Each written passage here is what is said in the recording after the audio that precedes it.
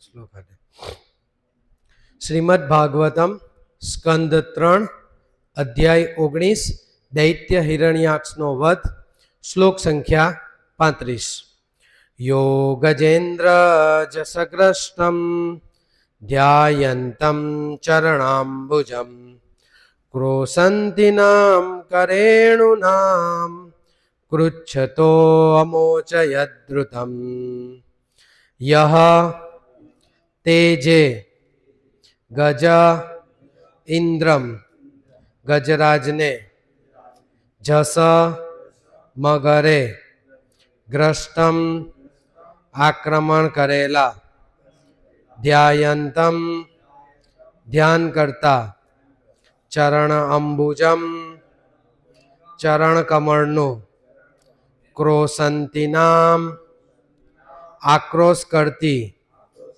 કરેણુનામ હાથણીઓ કૃચ્છત સંકટમાંથી અમોચયત ઉદ્ધાર કર્યો ધ્રુતમ તરત જ. અનુવાદ અને ભાવાર્થ એસી ભક્તિવેદાંત સ્વામી શીલ પ્રભુપાદજી દ્વારા શીલ પ્રભુપાદ કી જય. અનુવાદ. ગજરાજ ઉપર મગરે હુમલો કર્યો હતો તે સમયે ગજેન્દ્રે ભગવાનના ચરણ કમળનું ધ્યાન ધર્યું અને ભગવાને તેનો ઉદ્ધાર કર્યો.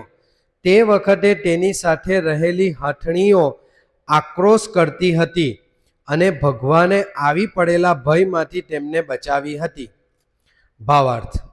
અહીં ભગવાને જે સંકટગ્રસ્ત હાથીનું રક્ષણ કર્યું હતું તેનો ખાસ ઉલ્લેખ થયો છે, કારણ કે પ્રાણી હોય તે જીવ પણ ભક્તિભાવપૂર્વક ભગવાનને શરણે જઈ શકે છે, જ્યારે ભક્ત ન હોય એવા દેવને પણ ભગવાનનો આશ્રય મળતો નથી.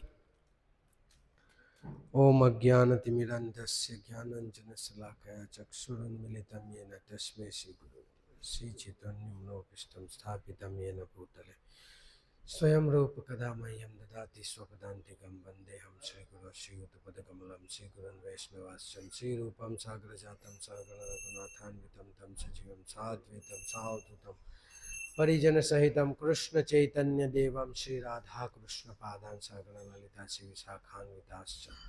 હે કૃષ્ણ કરુણા સિંધુ દીનબંધુ જગતપતે ગોપેશ ગોપિકાકાંત રાધાકાંત નમોસ્તુતે તપ્ત કાંચન ગૌરાંગી રાધે વૃંદાવનેશ્વરી વૃષભાનુસુતે દેવી પ્રણમામિ હરિપ્રિય.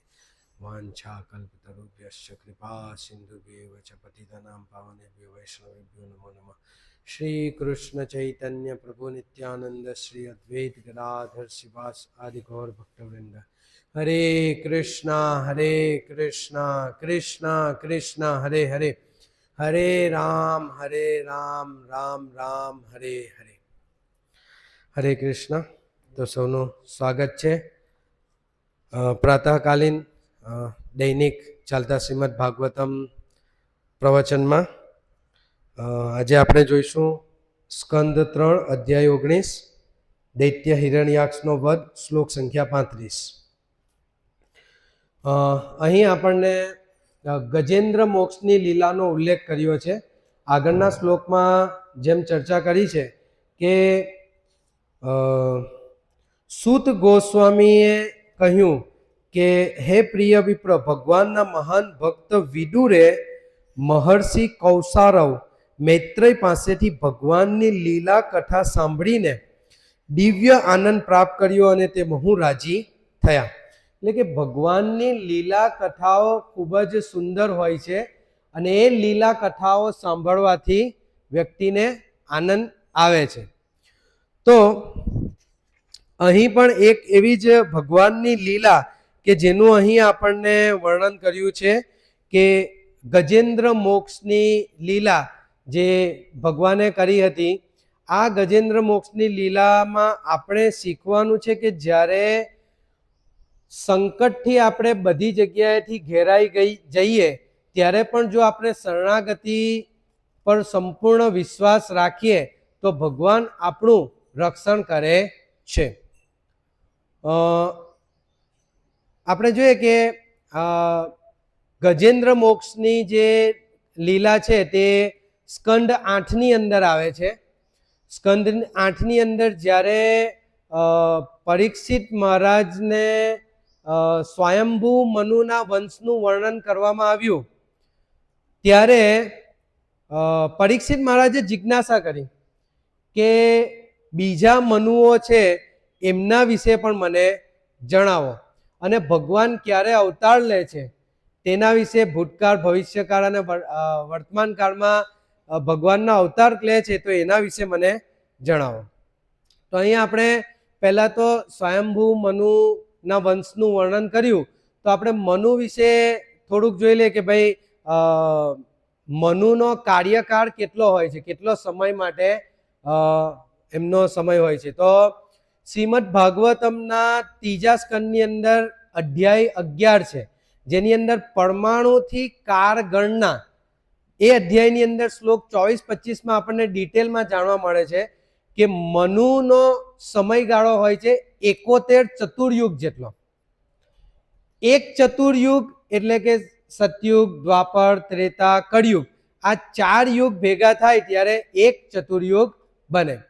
અને આ એક ચતુર્યુગનો સમયગાળો છે 43,20,000 વર્ષ. એક ચતુર્યુગ. આવા 71 ચતુર્યુગ થાય ત્યારે મનુનો કાર્યકાળ એક થાય. તો આપણે 71 ને 43,20,000 વડે ગુણીએ તો 30,67,20,000 વર્ષ થાય. આટલું એક મનુનું આયુષ્ય છે જેની અંદર. હવે બ્રહ્માજીનું આયુષ્ય આપણે જોઈએ ને એક દિવસમાં, તો બ્રહ્માજીનો એક દિવસ એટલે એક કલ્પ કહેવાય. અને આવા એક કલ્પની અંદર 1000 ચતુર્યુગ હોય. મનુના કેટલા ચતુર્યુગ છે? 71 ચતુર્યુગ જેટલું એમનું આયુષ્ય છે. તો બ્રહ્માજીના એક દિવસની અંદર 14 મનુ આવે છે. 14 મનુ આવે છે. અને અત્યારે બ્રહ્માજીના દિવસનો 7મો મન્વંતર ચાલે છે. અને અત્યારે જે મનુ છે તે વૈવસ્વત મનુ, બરાબર, એમનો સમય છે. તો આપણે અહીં એ જોવાનું છે કે જે ગજેન્દ્ર મોક્ષની જે ઘટના બનેલી એ 4થા મન્વંતરમાં બનેલી, જ્યારે તામસ મન્વંતર હતો, તામસ મનુ હતા. તો તે સમયની આ ઘટના છે. તો આટલા લાખો કરોડો વર્ષો વીતી ગયા પછી પણ આ ગજેન્દ્ર મોક્ષની જે ઘટના છે તે હજી પણ આપણને માર્ગદર્શન આપે છે અને ભગવાનની લીલાનું વર્ણન કરે છે. એટલે કે ભગવાનની વ્યવસ્થા એટલી સુંદર છે કે કરોડો વર્ષો વીતવા છતાં પણ સૂર્ય, ચંદ્ર, ગ્રહો બધાનું સંચાલન એટલું સરળ અને વ્યવસ્થિત રીતે ચાલે છે. યુગો યુગોથી, કેટલા યુગો તો પણ. તો આ જે ગજેન્દ્ર, જે તામસ મન્વંતરની અંદર આ જે ગજેન્દ્ર મોક્ષની ઘટના થયેલી, તો આ લીલાની અંદર ગજેન્દ્ર જ્યાં રહેતા હતા તે હતું ત્રિકૂટ પર્વત. ત્રિકૂટ પર્વત પર એમના ત્યાં રહેતા હતા. હવે મૂળ આપણે જોઈ લઈએ કે આ લીલા કઈ રીતે થાય છે એમનું આપણે અભ્યાસ કરી લઈએ કે જેનાથી આપણને થોડુંક. તો પહેલા મનુ હતો સ્વયંભૂ મનુ, પછી મનુ હતા સ્વરોચિસ મનુ, પછી છે મનુ પ્રિયવતનો પુત્ર ઉત્તમ મનુ, અને ચોથો જે મનુ છે તે આ પ્રિયવત જે એનો પુત્ર ઉત્તમ હતો એનો ભાઈ તામસ મનુ, એ જે આ ચોથો મનુ હોય છે. હવે ગજેન્દ્ર અને મગર, આ જે આપણને લીલા તો ખબર જ છે કે ભાઈ મગરે ગજેન્દ્રનો પગ પકડેલો અને હજારો વર્ષ સુધી આ યુદ્ધ ચાલેલું બંને વચ્ચે. અને મગરને ખબર, ગજેન્દ્રને ખબર પડી કે હવે મારું રક્ષણ થઈ શકે એમ નથી, એટલે ભગવાનને યાદ કરે છે, સ્તુતિ કરે છે અને ભગવાન એમનું રક્ષણ કરવા માટે આવે છે. તો આ જે લીલા થઈ એમાં ગજેન્દ્ર કોણ હતા અને જે મગર હતો તે કોણ હતો, તો એની આપણને 8મા સ્કંદની અંદર માહિતી મળે છે કે ગંધર્વ ક્ષેત્રમાં હુહુ નામનો એક રાજા રહેતો હતો. એકવાર જ્યારે તે સ્ત્રીઓ સાથે જળમાં રમતોની આનંદ માણી રહ્યો હતો ત્યારે તેણે સ્નાન કરી રહેલા દેવલ ઋષિનો પગ ખેંચ્યો. એનાથી ઋષિ ગુસ્સે થયા અને તેમણે તેને મગર બનવાનો શ્રાપ આપ્યો. તો આ શ્રાપથી હુહુ ખૂબ જ દુઃખિત થઈ ગયા અને હુહુએ ઋષિની ક્ષમા માંગી. ઋષિને તેના પર દયા આવી અને તેને વરદાન આપ્યું કે ભગવાન જ્યારે ગજેન્દ્રનો ઉદ્ધાર કરશે ત્યારે આ મગરની યોનિમાંથી તારી મુક્તિ થશે. અને જ્યારે ભગવાને મગરને મારી નાખ્યો, એનું વધ કર્યો, ત્યારે એ રીતે મગરનો ઉદ્ધાર થઈ ગયો. પછી ગજેન્દ્ર પૂર્વજન્મમાં ભગવાન વિષ્ણુના મહાન ભક્ત હતા. એમનું નામ હતું ઇન્દ્રધુમ્ન અને તેઓ તમિલ દેશના રાજા હતા. વૈદિક સિદ્ધાંતોનું એ પાલન કરતા હતા અને ઉંમર થઈ એટલે રાજાએ પોતાના ગૃહસ્થ જીવનનો ત્યાગ કર્યો. ગૃહસ્થ જીવન છોડી દીધું અને મલ્યાચલ પર્વતની અંદર એક નાની ઝૂંપડી બનાવીને શાંતિથી ત્યાં રહેતા હતા. ભગવાનની પૂજા કરતા હતા અને તપ ને જે કંઈ એ રીતે પોતાનું વાનપ્રસ્થાશ્રમમાં જીવન પસાર કરતા હતા. એકવાર ઋષિ અગસ્ત્ય એમના ઘણા શિષ્યો સાથે ઇન્દ્રધુમ્નના આશ્રમની મુલાકાત લીધી. તો એ સમયે રાજા ભગવાનના ધ્યાનમાં હોવાથી તેઓ અગસ્ત્ય ઋષિનું આગતા સ્વાગતા કરી શક્યા નહીં. એટલે ઋષિને અત્યંત ગુસ્સે થયું. મતલબ એમને ગુસ્સો આવ્યો અને એમને થયું કે ભાઈ આ આળસુની જેમ પડી રહેલો છે, મારી આગતા સ્વાગતા કરતો નથી. એટલે એમણે એને હાથી બનવાનો શ્રાપ આપ્યો. આ શ્રાપ અનુસાર રાજા પુનર્જન્મમાં હાથી તરીકે જન્મ લીધો અને હાથી તરીકે જ્યારે હતા ત્યારે પોતાના જે પૂર્વજન્મમાં જે કંઈ બી ભક્તિ કાર્યો કરેલા હતા એ સંપૂર્ણપણે ભૂલી ગયા હતા. છતાં જ્યારે પણ મગરે એમનો પગ પકડ્યો હાથીનો અને આ યુદ્ધ ચાલ્યું ત્યારે તેમને પોતાના ભૂતકાળની અંદર ભક્તિમય જીવન જે એમણે વ્યતીત કર્યું હતું એની યાદ આવી ગઈ અને એમણે એ જીવનની અંદર જે સ્તુતિ કરી હતી, ભગવાનની જે પ્રાર્થનાઓ કરી હતી એ એમને યાદ આવી અને એ પ્રાર્થનાઓ બોલવાને કારણે ભગવાન પ્રસન્ન થયા અને ભગવાન એમનું રક્ષણ કરવા માટે આવ્યા અને ગજેન્દ્રની મુક્તિ થઈ. અને આ લીલા પરથી આપણે શીખવાનું હોય છે કે ગજેન્દ્રએ પૂર્વજન્મમાં જે કંઈ બી ભક્તિ કરેલી હતી એ ભક્તિ એમને યાદ આવી અને એને કારણે એમની મુક્તિ થઈ. તો આપણે એમની શીખ એ લેવાની છે કે ભાઈ ગમે તેટલા પ્રમાણમાં ભક્તિ કરી હોય, 1% ભક્તિ કરી હોય, 2% ભક્તિ કરી હોય, 99% ભક્તિ હોય, 80%, ભક્તિનો કદી ક્ષય થતો નથી, ભક્તિનો કદી નાશ થતો નથી. આગલા જન્મમાં આપણને એનો લાભ મળે છે. એ આના પરથી આપણને શીખવા મળે છે. ભગવદ્ ગીતામાં શ્લોક છે, નેહા વિક્રમ નાશો અસ્તિ પ્રત્યવાયો ન વિદ્યતે સ્વલ્પમ અપ્યસ્ય ધર્મસ્ય ત્રાયતે મહતો ભયાત. એટલે કે આપણે નાનામાં નાની કોઈ પણ સેવા કરીએ તો પણ એ નાનામાં નાની સેવા ભક્તિ નું ફળ આપણને મળે છે. એ ભક્તિનો નાશ કદી થતો નથી.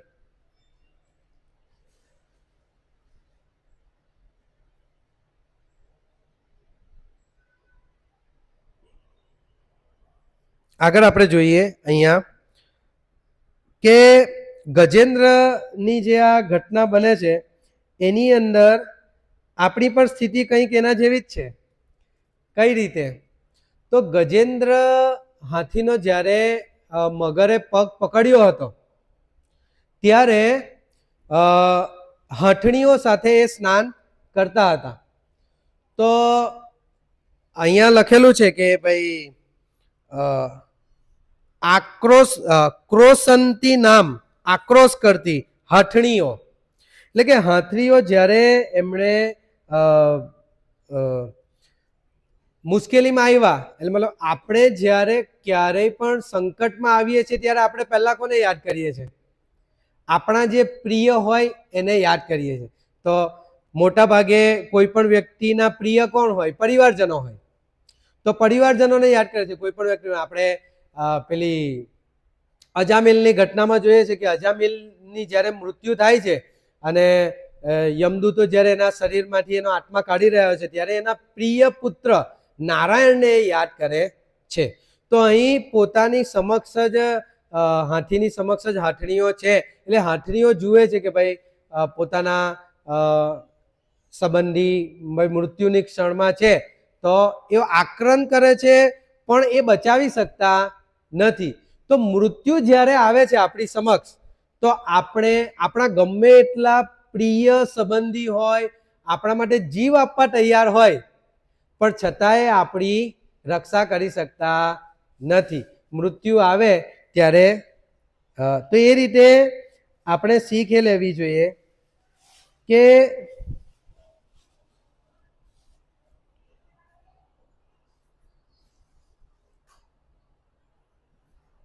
શ્રીમદ ભાગવતમની અંદર પરિવારજનો માટે એક શ્લોક છે 9મા સ્કંદની અંદર અધ્યાય 19 શ્લોક સંખ્યા 27. યથા કાસ્થમ ચ સમીયેતામ મહોદધો સમેત્ય ચ વ્યપેયાતામ તદવદ ભૂત સમાગમ. જે રીતે સમુદ્રના મોજાઓમાં લાકડાના બે ટુકડાઓ એકબીજાને મળે છે અને થોડા સમયમાં વિખૂટા પડી જાય છે તેવી જ રીતે આ સંસારમાં પરિવારના સભ્યોનો મેળાપ ક્ષણિક છે. એટલે પરિવારજનો આપણા છે પણ એ બધો જે મેળાપ છે તે ક્ષણિક માત્રનો છે. બીજો એક શ્લોક આવે છે શ્રીમદ ભાગવતમની અંદર સ્કંદ 2 ની અંદર અધ્યાય 1 શ્લોક સંખ્યા 4. દેહાપત્ય કલત્રાદિસ્વ આત્મસૈન્યસ્વ અસત્સ્વ અપી તેસામ પ્રમતો નિધનમ પશ્યનપી ન પશ્યતિ.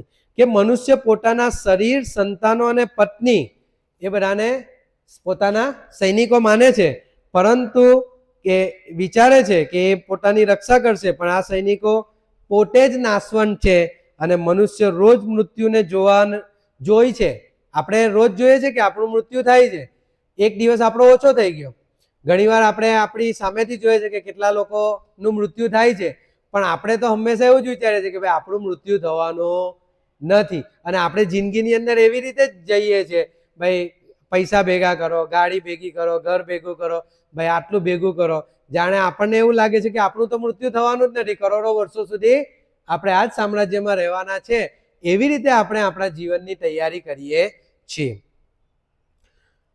તો આપણને માયાદેવીને કારણે આ મોહ થઈ જાય છે જેને કારણે આપણે આપણું પોતાનું મૃત્યુ જોઈ શકતા નથી. ભગવદ્ ગીતામાં પણ શ્લોક છે જેમાં ભગવાન કૃષ્ણ અર્જુનને સંબોધીને કહે છે અવ્યક્તાદિની ભૂતાની વ્યક્તમ મધ્યાની ભારત અવ્યક્ત નિધાનાન્યવ તત્ર કા પરિદેવના. હે અર્જુન, બધા જ જીવો જન્મ પહેલા અદ્રશ્ય હતા, જીવનના મધ્યકાળમાં એ દ્રશ્યમાન થાય છે એટલે સંબંધી તરીકે મળે છે એકબીજા જોડે અને મૃત્યુ પછી અદ્રશ્ય થઈ જાય છે. તો એના માટે શોક કરવાનું કોઈ કારણ નથી. તો અહીં આપણે એ જોઈએ છીએ કે ભાઈ જે આપણા સંબંધીઓ છે એ ખરેખર સંબંધીઓ છે પણ આપણને એ કદી કામ લાગવાના નથી. ખરી આપણી એમના તરફ ને એમની આપણા તરફ કરુણા એ હોય કે આપણે એમને ભક્તિમાં ઉન્નત થવાનો પ્રયત્ન કરીએ અને એ આપણને ભક્તિમાં આગળ લાવવાનો પ્રયત્ન કરે તો એ મૂળ મુખ્ય બાબત છે કે જે આપણને કામ લાગે છે. ગજેન્દ્રએ જ્યારે જોયું ધ્યાયંતમ ચરણાંબુજમ, શ્લોકની અંદર આ શબ્દ આવે છે કે જેની અંદર એ કહે છે કે ભાઈ ગજેન્દ્રએ જ્યારે જોયું કે કોઈ જ એમનું રક્ષણ કરી શકે એમ નથી ત્યારે એ પરમાત્માના ચરણ કમળનું ધ્યાન ધરે છે. પ્રભુપાદ તાત્પર્યમાં લખે છે કે ગજેન્દ્ર એક પશુ હતો, છતાં પણ તેની ભક્તિનો ભગવાન દ્વારા સ્વીકાર કરવામાં આવ્યો છે. એટલે કે ભક્તિ કરવા માટે તમારે વિદ્વાન હોવું જરૂરી નથી. ભગવાન શું જુએ છે? ભક્તિ જુએ છે અને વ્યક્તિનો ભાવ જુએ છે. કે કયા ભાવથી વ્યક્તિ, દાખલા તરીકે આપણે યાદ કરીએ ભગવાનને પણ મનમાં કપટ ભાવ હોય, કપટ ભાવ હોય કે ભાઈ ભગવાન મને આ સમસ્યામાંથી બચાવી લે ને તો પછી હું ગોવા જાઉં, આ સમસ્યામાંથી બચાવી લે, મારા આટલા પૈસા બચી જાય ને તો પછી આ કામ કરો, આ કામ કરો. એટલે ભગવાન તો પરમાત્મા સ્વરૂપે હૃદયમાં છે, એમને તો ખબર જ છે કે આ વ્યક્તિ ખરેખર શુદ્ધ ભાવે મારું નામ લે છે કે એના મનમાં ભૌતિક ઈચ્છાઓ છે હજી પણ, કે એ ભૌતિક ઈચ્છાઓ પૂરી કરવા માટે મારું નામ લે. ભગવાન યદ યદ આચરતિ શ્રેષ્ઠ, ભગવાન જે તે વ્યક્તિને એવી રીતે આદાન પ્રદાન કરે છે કે એ વ્યક્તિને ખબર પડે કે ભાઈ ભગવાનને તો ખબર જ છે કે ભગવાન પરમાત્મા સ્વરૂપે અંતરાત્મામાં છે, એટલે ભગવાન એની સાથે એ પ્રમાણે જ આદાન પ્રદાન કરશે કે જે પ્રમાણે એમનું શરણાગતિ હોય, જે પ્રમાણે એનું વર્તન હોય એ પ્રમાણે. તો ભગવાન જ્યારે ગજેન્દ્રએ ભગવાનને યાદ કરીએ ત્યારે ભગવાને કોઈની રાહ ન જોઈ અને તત્ક્ષણ ભગવાન ગજેન્દ્રનું રક્ષણ કરવા માટે આવે છે.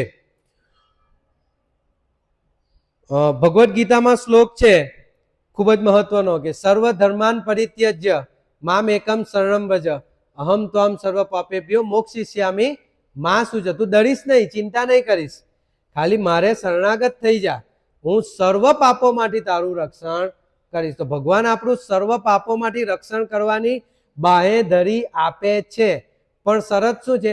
આપણી સંપૂર્ણ શરણાગતિ ભગવાન તરફ હોવી જોઈએ. ભગવાન કહે છે બધું છોડી દે તું, ભાઈ આ ઉપધર્મ અધર્મ જે કઈ જાત જાતના ધર્મો તમે લઈને બેઠા છો એ બધું મૂકી દો, ફક્ત મારી શરણમાં આવો, તો સંપૂર્ણપણે ભગવાન આપણા પાપોનો નાશ કરશે અને આપણને રક્ષણ કરશે આપણું શરણાગતિ પ્રમાણે. શ્રીમદ ભાગવતમમાં પણ એ પ્રમાણે એક શ્લોક છે, સ્કંદ 10 ની અંદર અધ્યાય 2 શ્લોક સંખ્યા 33, જેમાં પણ ભગવાન કહે છે કે આપના દ્વારા સુરક્ષિત થયેલા દેવતા દ્વારા સ્તુતિ કરવામાં આવે છે. એમાં કહે છે કે ભાઈ આપના દ્વારા સુરક્ષિત થયેલા આપના ભક્તો નિર્ભય બને છે. એટલે કે જો આપણને જેટલી ટ્રસ્ટ હોય ભગવાન પર એ પ્રમાણે આપણને અભય વરદાન ભગવાન દ્વારા મળે છે. હવે ભય ત્યારે જ ઉત્પન્ન થાય છે જ્યારે જીવ ભગવાનથી વિમુખ થાય. દાખલા તરીકે એક સ્વામી અને નોકરનું આપણે ઉદાહરણ જોઈએ તો ઘરની અંદર કોઈ અકસ્માત આવે કે મુશ્કેલી આવે કે ભાઈ ચાલો નોટબંધી થઈ ગઈ કે ભાઈ પૈસા નથી આવવાના કે આ છે તે છે, તો નોકરને ચિંતા હોય કે સ્વામીને ચિંતા હોય? સ્વામીને ચિંતા હોય. નોકરને તો ચિંતા નથી. કેમ? નોકર વિચારે છે કે મારું ભરણ પોષણ કોણ કરે છે? સ્વામી કરે છે. તો સ્વામી બધી એની ઈચ્છાઓથી માંડીને જે કંઈ બી એનું ભરણ પોષણ છે તે નોકરને ચિંતા નથી, એ સ્વામી કરવાના છે. એટલે નોકર ચિંતા કરતો નથી. ચિંતા કોણ કરે? સ્વામી કરે છે. તો જ્યારે આપણે ભગવાનને સંપૂર્ણ શરણાગત થઈ જઈએ, તો સંપૂર્ણ શરણાગત થઈએ તો જ ભગવાન આપણી જવાબદારી લે છે. પણ આપણે એમ વિચારી રાખીએ કે હું પકડી રાખું, થોડુંક મારું બી કરી લેવા અને થોડીક ભક્તિ બી કરી લેવા, તો ભગવાન એ પ્રમાણે જ આપણી સાથે આદાન પ્રદાન કરે છે. તો જ્યારે આપણે ભગવાનથી વિમુખ થઈ ગઈએ છીએ ત્યારે આપણે મૃત્યુનો અને આ જિંદગી ચલાવવાનો અને આ જીવન પાસ કરવાની આપણને ભય લાગે, દુઃખ લાગે, તકલીફ પડે, બરાબર છે. પણ સંપૂર્ણ શરણાગત થઈ ગઈએ તો આપણને એનો ડર રહેતો નથી. તો અહીં એક મુખ્ય મુદ્દો એ છે કે પદ કે પ્રતિષ્ઠા, દાખલા તરીકે હું સિનિયર ભક્ત છું કે હું આ ટેમ્પલ કમાન્ડર છું કે હું કોઈક મહાન મારા પ્રવચન બહુ ચાલે છે એટલે મને ભગવાન શરણાગતિ આપશે અથવા ભગવાન સ્વીકારશે, એવું નથી. ભગવાન દરેકે દરેક વ્યક્તિના અંદર છે પરમાત્મા સ્વરૂપે, અને એ દરેક વ્યક્તિ પોતાની ભક્તિને કારણે જ ભગવાનને મેળવવાની લાયકાત છે. એ સિવાય ભગવાનને બીજી કોઈ રીતે, ભાઈ ભૌતિક રીતે હું આટલો પૈસાવાળો છું એટલે મને ભક્તિ મળી જશે, તો એ વસ્તુ ખોટી છે. એ રીતે ભક્તિ મળવાની નથી. તો આપણે પણ જાણવું જોઈએ કે દાખલા તરીકે કોઈ વ્યક્તિ દરિયામાં ડૂબતો હોય તો આપણે એના કપડાં બચાવીએ કે એ વ્યક્તિને બચાવીએ? તો એ વ્યક્તિને બચાવીએ, વ્યક્તિ ઇમ્પોર્ટન્ટ છે. તો આ આત્મા જે છે તે ઇમ્પોર્ટન્ટ છે, એનું કલ્યાણ કરવું જોઈએ. આ જે બાહ્ય શરીર છે એને આપણે ધ્યાને લેવાનું નથી. શરીર મતલબ દેહાત્મ ભાવથી આપણે મુક્ત થઈશું તો જ આપણે સંપૂર્ણ રીતે ભગવાનને શરણાગત થવાનો પ્રયત્ન કરી શકીશું.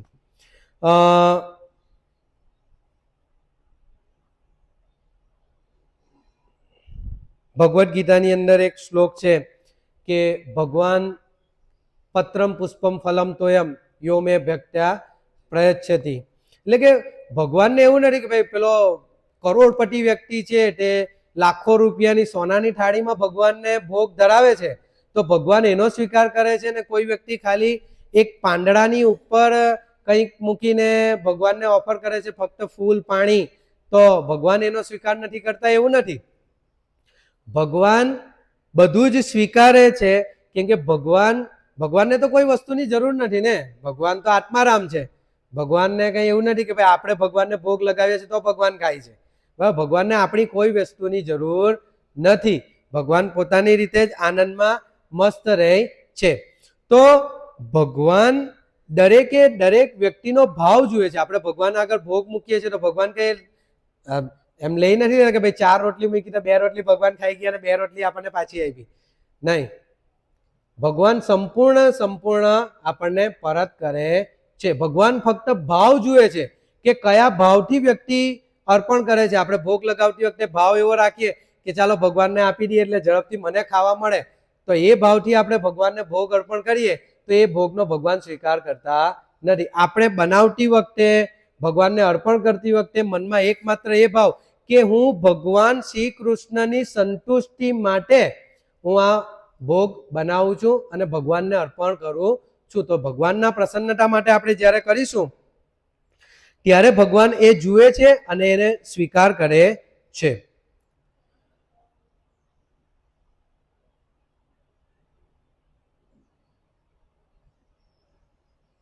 ઓકે, ગજેન્દ્ર બીજી એક ઉદાહરણ આપણે એક જોઈએ કે ભાઈ જ્યારે મહાભારતની અંદર ભગવાન દુર્યોધનને ત્યાં જાય છે ત્યારે દુર્યોધને કેટલાય પકવાનો અને કેટલું બનાવેલું હતું એમના માટે કે ભાઈ ચાલો કૃષ્ણ ભગવાનને આપણે ખુશ કરીએ જેથી મારું કલ્યાણ થાય. બરાબર છે, ભાઈ એનો ભૌતિક કલ્યાણની એની ઈચ્છા હતી કે ભાઈ મારે રાજ્ય જોઈએ છે ને આ લડાઈ ઝઘડામાં કંઈક મને લાભ થાય એટલા માટે ભગવાનને ખુશ કરવા. પણ ભગવાન એને ત્યાં જમતા નથી. ભગવાન કોને ત્યાં જમે છે? વિદુરને ત્યાં જમે છે. ભાઈ ભલે વિદુરે ભાજી બનાવેલી હતી, ભાજી ખાશે ભગવાન, બરાબર, પણ 56 પકવાન ખાતા નથી કેમ કે ભગવાનને ખબર છે કે કયા ભાવથી એ મને ખવડાવે છે. બરાબર, એનો ભાવ ભગવાન ગ્રહણ કરે છે. એટલે વિદુરનો ભાવ ભગવાનને ખબર છે અને એ ભાવથી ભગવાન પ્રસાદ ગ્રહણ કરે છે. તો અહીં બીજો એક જે મુખ્ય મુદ્દો એ છે કે ભાઈ ગજેન્દ્ર એક પશુ હતો છતાં પણ, એટલે કે મુખ્ય આખા જે આ શ્લોકનો સારાંશ આપણે જોઈએ ને તો એ છે કે ભાઈ તમે પૈસાદાર હોવ કે તમે પશુ હોવ કે ભાઈ ગરીબ હોવ કે કોઈ પણ તમારી સ્થિતિ હોય, તમે ભગવાનની ભક્તિ કરી શકો છો અને ભગવાન એ ભક્તિનો ભાવ જુએ છે અને એ પ્રમાણે આપણી સાથે આદાન પ્રદાન કરે છે. એટલે ને અહીંયા એક વાક્ય લખેલું છે કે ભાઈ દેવતાઓ હોય, કોઈ ભક્ત ન હોય એવા દેવને પણ ભગવાનનો આશ્રય મળતો નથી. એટલે કોઈ દેવ હોય પણ એ ભગવાનના આશ્રય નથી, ભગવાનની ભક્તિ કરતા નથી તો એને પણ ભગવાન આશ્રય આપતા નથી. એટલે કે કોઈ પશુ હોય તો એના માટે પણ ભક્તિ કરવી સરળ છે. ભક્તિ કરીને ભગવાનના ધામમાં જઈ શકે છે. પરંતુ કોઈ દેવ યોનિમાં હોય, મતલબ દેવ છે પણ ભગવાનને શરણાગત નથી અને ભગવાનને માનતા નથી તો એની કોઈ ગતિ નથી. તો આ રીતે આપણે પ્રયત્ન કર્યો કે ભગવાનને કઈ રીતે આપણે ભક્તિ કરવી જોઈએ. હરે કૃષ્ણ. કોઈ પ્રશ્ન હોય તો હરે કૃષ્ણ. જય જય વાંછા કલ્પતરુભ્યશ્ચ કૃપા સિંધુભ્યઃ પતિતાનાં પાવનેભ્યો વૈષ્ણવેભ્યો